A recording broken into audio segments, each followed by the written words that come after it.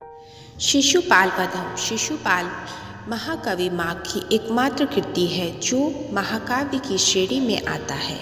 शिशुपाल, जिसकी गणना बृहत्त्रयी के अंतर्गत की जाती है, इसका समय 675 ईस्वी के लगभग माना जाता है, जो 20 सर्गों व 1650 पद्यों में समन्वित है।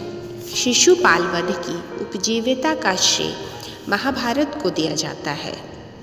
महाकवि माघ काफ़ी हद तक भारवी के अनुगामी दिखाई देते हैं। छंद योजना में तो शायद ऐसा कोई भी प्रचलित छंद नहीं है जिसका प्रयोग महाकवि माघ ने न किया हो।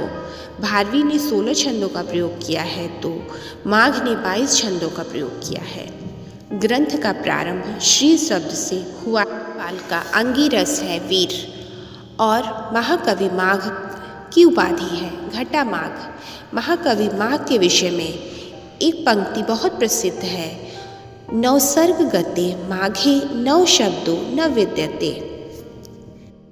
कालिदास के समान काव्य सौंदर्य, भारवी के समान अर्थ गांभीर्य, दंडी के समान पद लालित्य तथा भट्टी के समान व्याकरण परख, इन चारों का यदि कहीं एकमात्र समन्वित रूप दिखाई देता है तो वह है शिशुपाल वधम।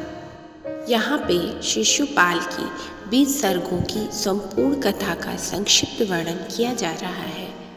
प्रथम सर्ग की कथा का प्रारंभ देवर्षि नारद का द्वारिका में आगमन, श्री कृष्ण द्वारा उनका सत्कार, नारद द्वारा शिशुपाल के पूर्व जन्मों तथा उसके अत्याचारों का वर्णन, शिशुपाल को मारने के लिए प्रेरित करना। द्वितीय सर्ग के प्रारंभ में श्री कृष्ण, बलराम और उद्धव की मंत्रणा, बलराम का शिशुपाल पर आक्रमण का प्रस्ताव, किंतु उद्धव का नीतिपूर्ण प्रस्ताव कि इस विषय में शीघ्रता न करें, युधिष्ठिर के राजस्व यज्ञ में सेना सहित भाग लें। तृतीय सर्ग में द्वारका से श्री कृष्ण का इंद्रप्रस्थ के लिए प्रस्थान, नगरी, सेना और समुद्र का वर्णन। चतुर्थ सर्ग में रैवतक पर्वत का वर्णन किया गया है। पंचम सर्ग में रैवतक पर सैन्य शिविर की स्थापना।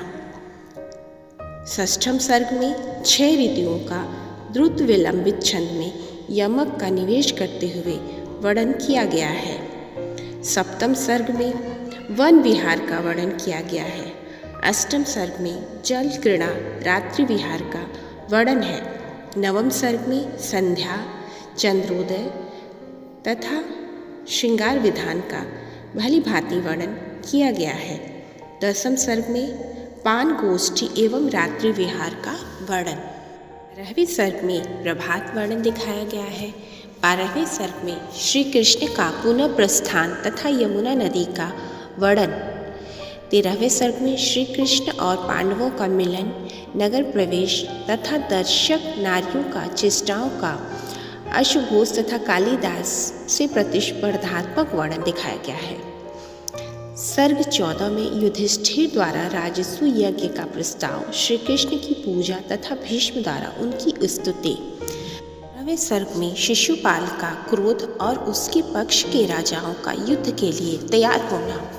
16वें सर्ग में शिशुपाल के दूत का श्री कृष्ण के समक्ष उभयार्थक शब्दों का प्रयोग।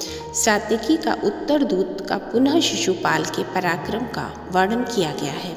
17वें सर्ग में श्री कृष्ण के पक्ष के राजाओं का क्रोधित होना और सेना की स्तुति तथा प्रस्थान।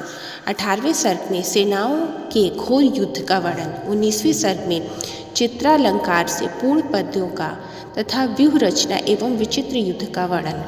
20वें सर्ग में श्री कृष्ण और शिशुपाल का शस्त्र युद्ध, दिव्यास्त्र युद्ध, वाघ युद्ध, शिशुपाल के शब्दों से कुपित कृष्ण का सुदर्शन चक्र से शिशुपाल का शिरच्छेदन, शिशुपाल के तेज का विजयी कृष्ण में प्रवेश और शिशुपाल की संपूर्ण कथा का समापन।